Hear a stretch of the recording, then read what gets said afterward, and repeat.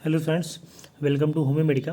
और आज हम देखेंगे एक नया एफोरिज्म को लेकर के जो कि एग्ज़ाम के पॉइंट ऑफ व्यू से बहुत इंपॉर्टेंट है और फ्रिक्वेंटली अगर डे टू डे प्रैक्टिस में भी देखेंगे तो फिर इंपॉर्टेंट, और एज अ लेमन भी देखेंगे कि भाई होम्योपैथी कैसे काम करती है और इसका क्या इंपॉर्टेंस है, क्या प्रोसेस है, किसके थ्रू कैसे काम करती है। तो ये भी इस एफोरिज्म में हम डिस्कस करेंगे। सो लेट अस स्टार्ट कि अगर हम देखें तो सबसे पहले मास्टर हैनीमैन ने एक एफोरिज्म में देखा है कि डिस्कस किया है एफोरिज्म नंबर 26, 27, 28 एंड 29। एंड फिर एफोरिज्म नंबर 148 में मास्टर हैनीमैन ने डिस्कस किया है कि मोडस ऑपरेंडी क्या है, होम्योपैथी कैसे काम करती है, कैसे इसका एक्शन है, क्या प्रोसेस है। ये टोटल 4-5 एफोरिज्म जो हैं इनमें मास्टर हैनीमैन ने मोडस ऑपरेंडी डिस्कस किया। लेट अस सी कि जो होम्योपैथी है वो एफोरिज्म नंबर 29 और 28 और 26 में इन्होंने क्या देखा है। तो मास्टर हैनीमैन का कहना है कि अगर एक वाइटल फोर्स, ये वाइटल फोर्स है, अब ये किसी मॉर्फिक एजेंट यानी कि मियाज़मेटिक डिसीज़ की वजह से जो इस वाइटल फोर्स से ज़्यादा पावरफुल था, ये हम मान लेते हैं मियाज़मेटिक डिसीज़ है जो कि इस वाइटल फोर्स से ज़्यादा पावरफुल है। ये क्या किया, इस पे आके एक्ट कर दिया और वाइटल फोर्स क्या हो गया, बीमार हो गया। और इस बीमार वाइटल फोर्स के जो मैनिफेस्टेशंस है, असर है, वो हमारे इस बॉडी पे आके दिख गया। ठीक है, ये वाइटल फोर्स का जो मैनिफेस्टेशन था वो बॉडी दिख गया और हमें पता चला कि इंसान बीमार हो चुका है। अब हम क्या करेंगे, जैसे हमको पता चलता है तो हमने क्या किया, एक होम्योपैथिक की जो मेडिसिन थी, ठीक है, कोई भी मेडिसिन मान लेते हैं, हम इस पर्सन को दे दिए। ठीक है, अब ये जो मेडिसिन थी वो नर्व के थ्रू जाके इस वाइटल फोर्स पे एक्ट की, और जैसे ही ये एक्ट की इसको हम बोल दिए प्राइमरी एक्शन, यानी कि पहली बार इसने एक्शन किया इसलिए उसको हम प्राइमरी एक्शन बोल दिए।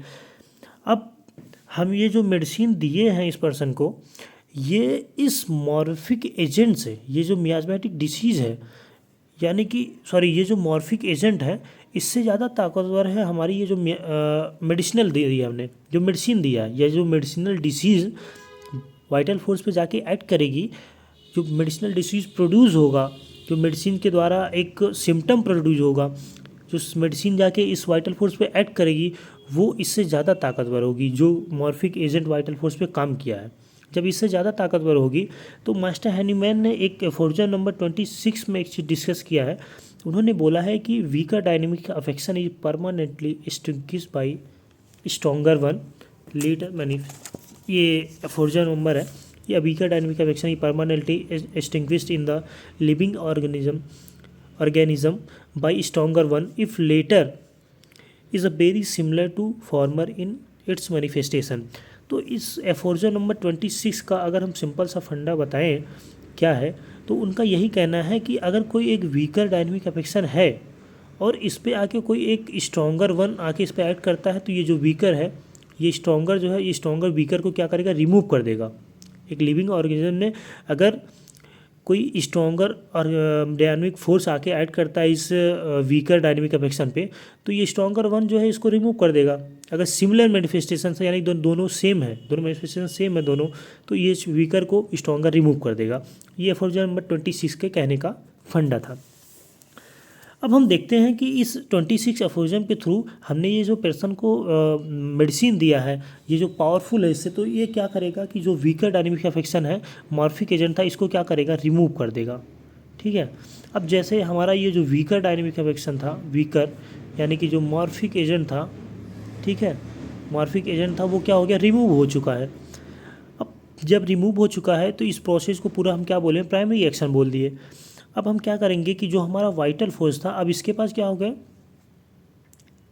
सिर्फ एक डिसीज़ बची है, वो उसका नाम था मेडिसिनल डिसीज़।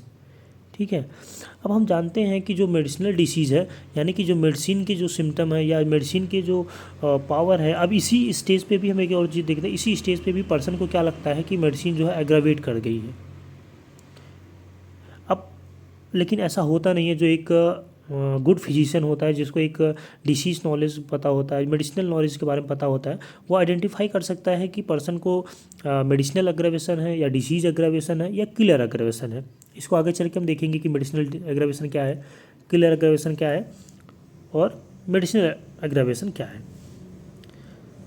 तो इस टाइम पे क्या हुआ कि वाइटल फोर्स में सिर्फ एक मेडिसिनल डिसीज़ बची है, और हम जानते हैं कि मेडिसिनल डिसीज़ जो है वो ह्यूमन फिजिशियन जो है हमारा, उसके कंट्रोल में ये मेडिसिन है। तो जब ये फिजिशियन इस मेडिसिन के पावर को, इसके डोजेस को रिड्यूस कर देगा, तो थोड़े टाइम के बाद ये जो मेडिसिनल डिसीज़ है वो इस वाइटल फोर्स से कमज़ोर हो जाएगी। तो इस टाइम पे क्या हो गया, फिर से ये वाइटल फोर्स क्या हो गया, स्ट्रॉन्गर हो गया इस मेडिसिनल डिसीज़ से।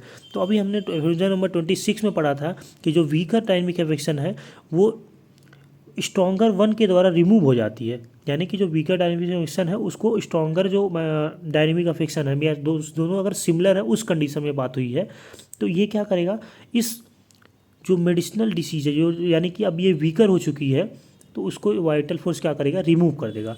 अब जैसे ही रिमूव हो गया तो ये कहलाएगा हमारा सेकेंडरी एक्शन। अब ये कहलाएगा सेकेंडरी एक्शन। तो अब ये जो सेकेंडरी एक्शन कहला रहा है, तो यही इसके बाद हमारा वाइटल फोर्स जो है